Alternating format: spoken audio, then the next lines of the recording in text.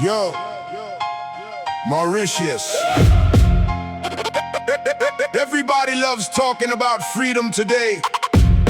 But before the luxury resorts, before the cocktails, before the selfies on the beach, there was slavery here. Real pain, real change, real blood. And one man refused to bow. His name was Sans Souci.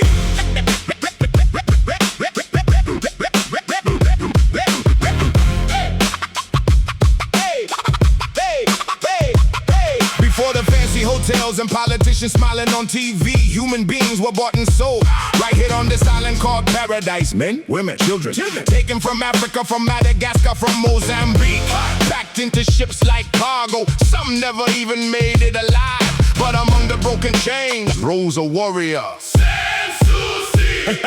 An escaped slave who looked at the colonial masters and basically said, "You don't own my soul."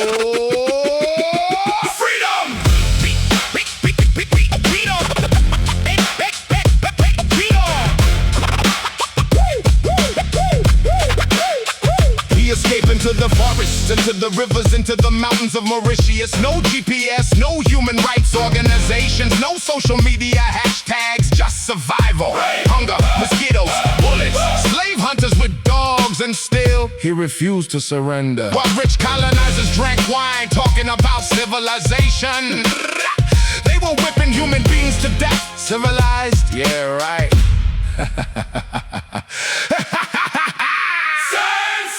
Never bowed down, Sans Souci stood his ground. Freedom ain't a gift, freedom must be found. Sans Souci still alive in the mountains, in our minds. You can burn a body, but you can't kill the fight. The colonizers feared him, not because he was rich, not because he had power, because courage spreads. Every enslaved person hearing his story started dreaming about freedom too, and systems built on fear hate that. So they hunted him with guns, with traps, with betrayal. Same strategy used throughout history, because power gets nervous when oppressed people start thinking for themselves. Wake up, wake up, wake up, wake up, wake up. Colonial courts pretending to talk about justice. Funny how laws always protect the powerful first. Back then slavery was legal. Today corruption hides behind suits and speeches. Different century, sometimes same mentality. People love acting brave online now, posting quotes pretending to care, but real rebels, they risk death. Sans Souci didn't fight for followers, he fought to breathe free. Big difference. To the youth of Mauritius, don't let history become decoration for tourism brochures.